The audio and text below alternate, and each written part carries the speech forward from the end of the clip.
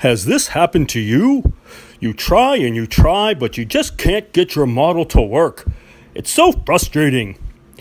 Well, Ken's here with his how-to make you a pro in no time.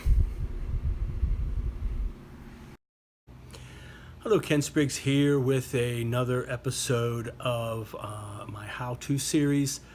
On this episode, I'm going to be showing you how to use photo-etch to augment a kit, and primarily for lighting purposes. So we're going to be working on the tiny little Mobius spindrift from Land of the Giants and using the Paragraphics photo-etch. This was a suggestion from one of my subscribers, Dale Rotter, who had suggested early on to do a how-to on photo-etch. So let's go ahead and take a look. It's a fairly simple one, and it's for the little mini Land of the Giants rocket transport from Mobius, as you can see. All right, let me show you that kit. All right, so I have it together. It's not glued together, so the parts can be removed. This is a fairly simple set, so it's a good one to show just some basic techniques, that sort of thing. So all it really has is these 4 parts. So you have the 2 engine grills right here, or intake grills. You have the dome underneath it, and then you have the engine. And the purpose of this one, which is one of the good features of photo-etch, is that there are holes in it so you can light it. And that's the idea for this. So you can have the engines lit, the intakes glowing red, that sort of thing. All right, so let's go ahead and take a look at this and the instructions for it. All right, so the instructions are fairly simple. It's only 1 page because, again, there's only 4 parts, and it shows you how to cut off some of the pieces here, how to cut out some of these sections, and replace these parts here. So here's the photo-etch itself. And all photo-etch has these tiny little connectors that you have to cut in order to remove the parts. So we're going to show those and show you how you can cut those. And then we'll show that being applied onto this kit here. Okay. All right, and here is the model disassembled. And I've already painted some flat black on the inside of this back engine compartment, because what I'm going to do is do some rudimentary lighting of it, just to kind of show what that's going to look like.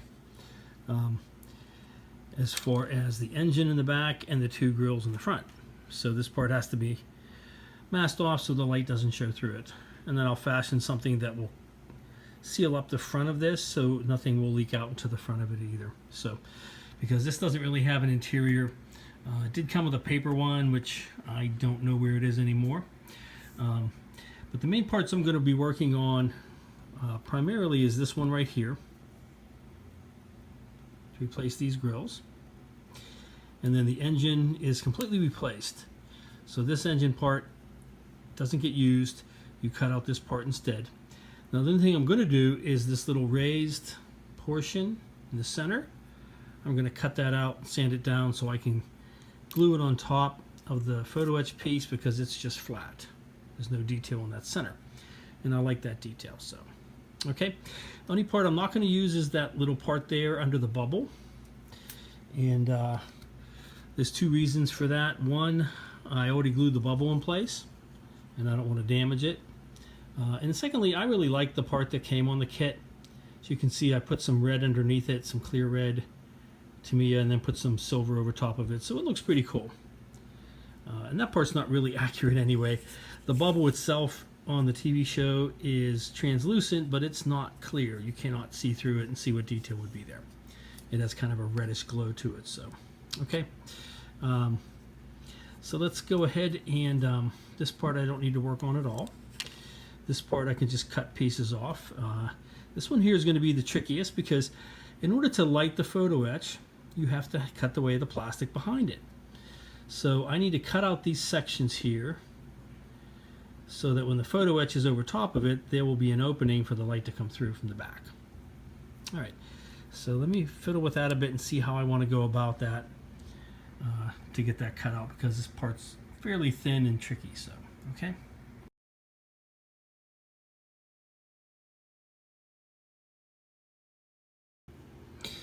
All right, so I sanded down that center section. It looks kind of like a capital I, but I sanded it smooth, and all I did was I used some sandpaper. I used an 80 grit and then a 120 grit, and I just kept sliding it along it until I flattened it out a bit. And then I used some needle files. This one here that has kind of the curved profile and the flat edge, and this one here that has the rounded profile to get the little corner, and I got it down to a nice little flat piece. So what I'm going to do now is go ahead and glue it in the center of the photo etch, because what I want to do is, because all of this is going to be orange with some dark gray just on the grill parts, I'm going to go ahead and get it painted orange first. So once I glue this piece on, I'm going to put a coating of the orange, and all I used was some Tester's Gloss Competition Orange in a spray can. And that way it'll be a little easier to work with the photo etch once it's already painted. So I'll paint it, get it sealed on, and then I'll cut it off, and I can touch up around the edges. So, all right. So let me go ahead and get that piece glued on, and I'll show you how that's going to look. All right, there we go. So that's glued onto the photo etch. And all I did was I took some of my my odorless CA glue,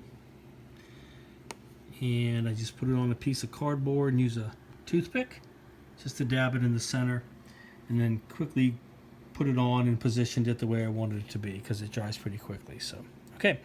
So that's ready to go. Let me go ahead and get a coating of the orange on there, and then we'll be ready to cut that out, and then keep working on that.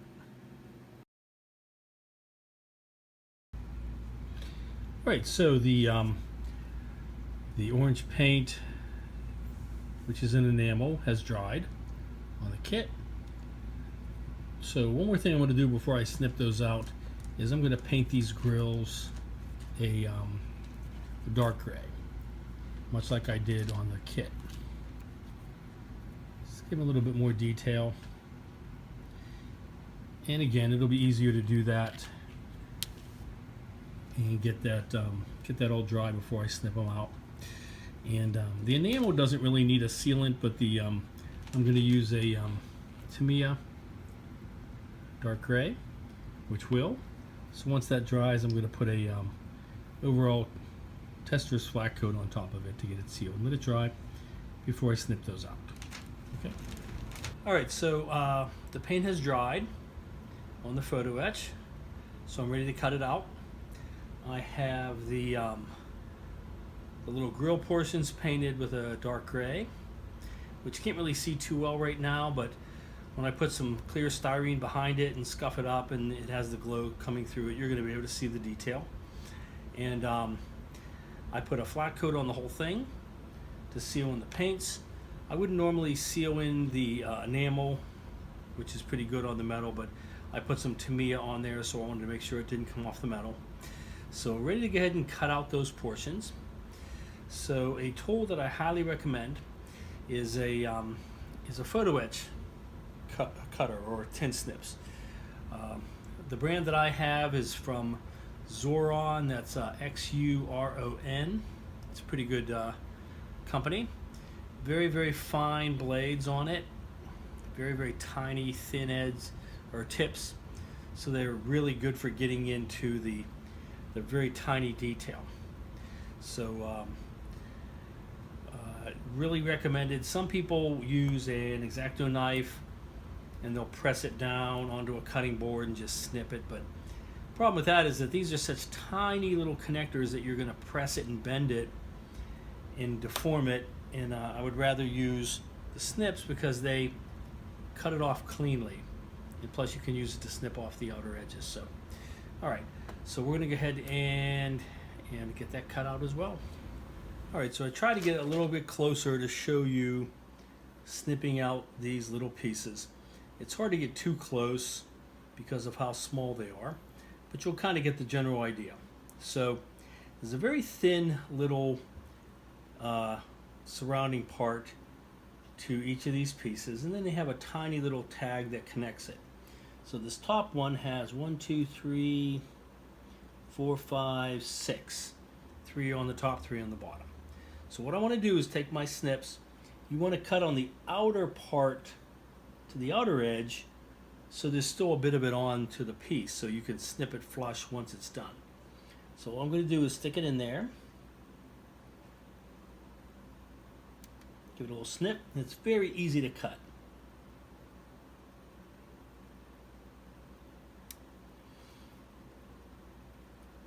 I'm being a little careful because I painted these and I don't want the paint to be nicked or anything. So, okay, so I have those 3 done.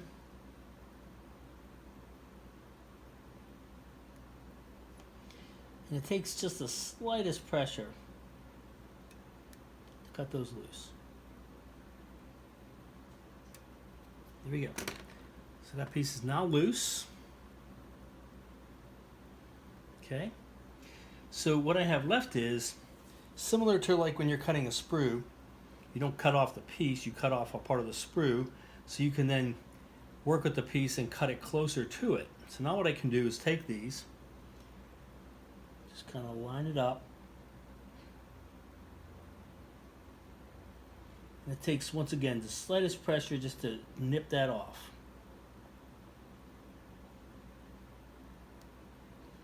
This one I don't have to worry about it quite as much because most of this edge is going to be hidden.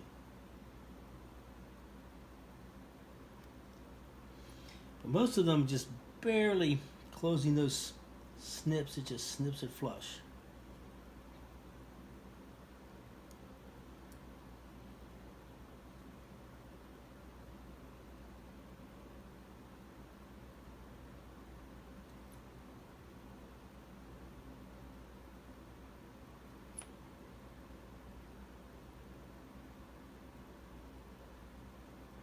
There we go.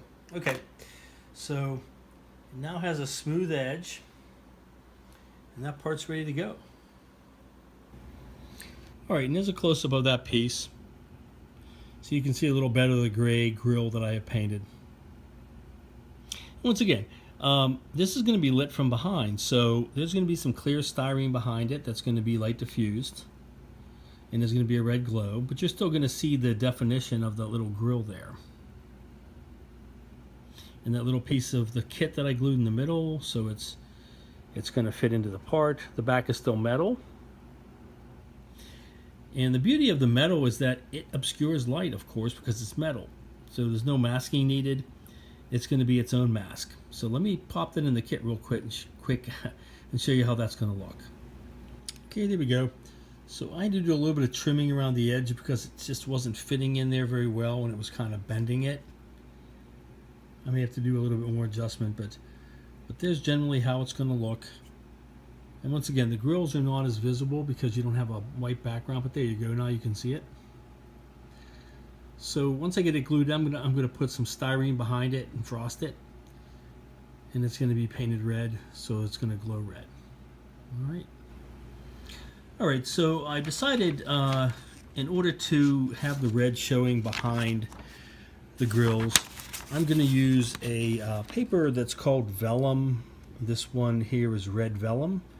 It's 59 cents. I get this at Hobby Lobby, and it's just a paper, but it's translucent and it's red, so it does what I want it to do. So I have it glued onto the back of this grill.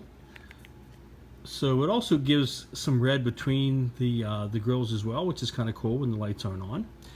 So I have some lights rigged up, and I don't have the right LEDs for this, so I'm just showing you how the photo etch works. So they're not flashing at the right speed, they should be a lot slower, and they're not the right colors either. So I just have these ones, turn it on, and it's actually red and blue. I guess they're made for like a police car, that kind of thing.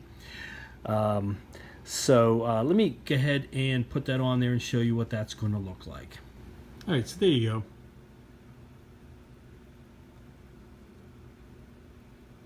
So that's pretty cool. You can see the definition of the grills, which is really nice. These particular LEDs are flashing red and blue, so that's why you're kind of getting the different look there. It's really fast. But the photo etch is doing its part, which is pretty cool. So it's masking off, well, it's just giving you the definition of the grills, and you're seeing the engine glowing as well. So let me go ahead and work on the front grills, and then we'll show you how those are going to be. All right, so I'm going to show you how I'm going to drill out the part of the plastic here, so I can put the photo etch over top of it, so the light shines through it, like I did on this side. And to do that, I'm going to use my Dremel. Love this tool. I use it for quite a bit of things. But I have this tip right here, which is kind of a triangular shape, a little thicker of a piece. That's good for gouging out some big areas to start. And then once that's done, I can use this little thinner profile one in order to draw out the little tinier parts, like the corner of this teardrop shape right here, to get it into there. And then once that's all done, I will use things like my X-Acto knife and some needle files to clean it up. Here's a couple ones I'm using. I have one here which has a curved end to it, then just a plain rounded one, and then I have one that has some sharp edges to get into that little groove as well. So, all right.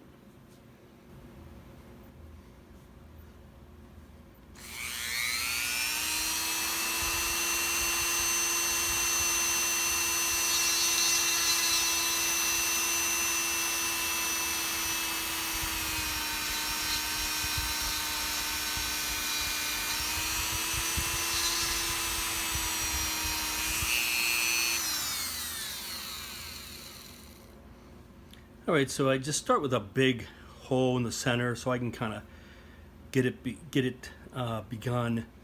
And sometimes the plastic will kind of harden onto the blade or the tip, so you can just take an X-Acto knife and just cut it off. There we go. It's pretty simple. All right, so once I get it started, then I can just kind of take my time and go a little more gently to get out towards the edges, and then once I get close enough to it, I'll switch out the tip that I want to use. So, okay.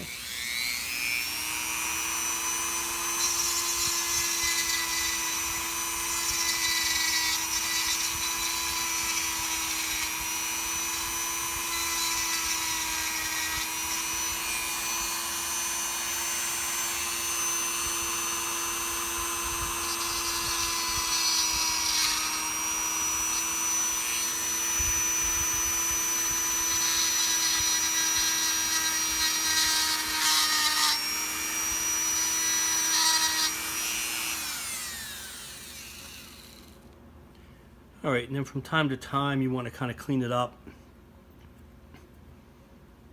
break off the bits, take an X-Acto knife and kind of run it through there and cut off the excess pieces of it.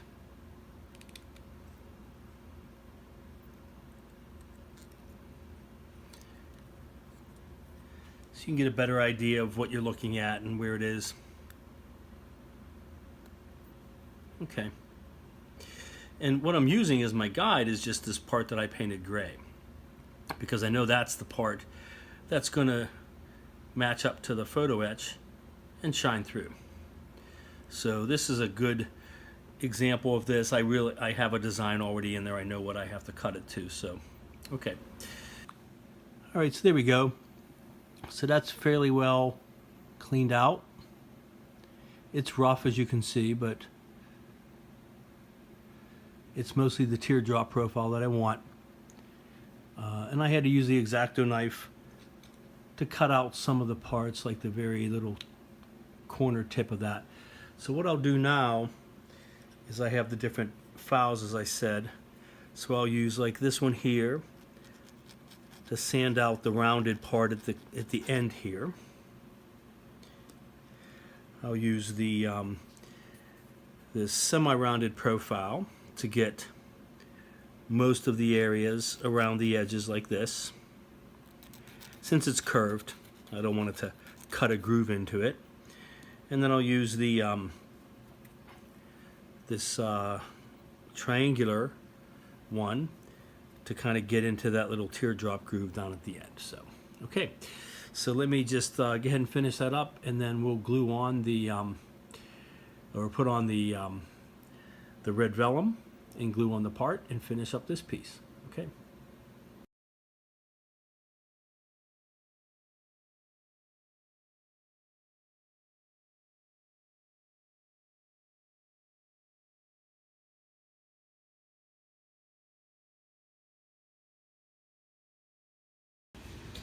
Alright, so I have the front grills done, glued onto the kit.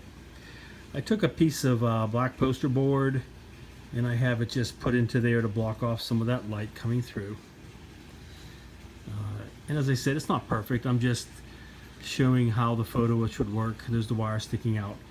So let me get the lights positioned and I'll get a battery on that, and then we'll show the final product of that.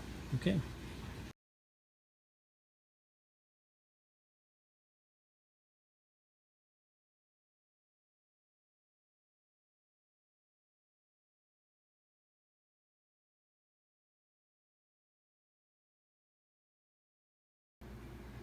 Alright, and there we go. So there are the front grills, lighting up and flashing.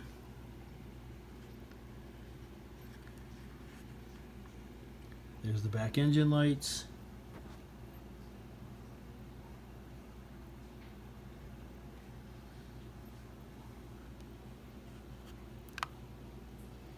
Okay, so pretty cool for a tiny little kit.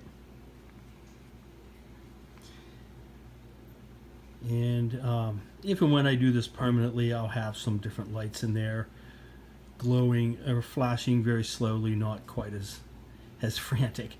And you also won't see that light bleeding through to the cockpit there. So, all right, so there we go. So there's the photo-etch for the tiny little spindrift. Pretty cool. Gives some really nice detail to such a small little kit. All right. So thank you to all my subscribers. Again, Merry Christmas, everyone. And I will see you all next time.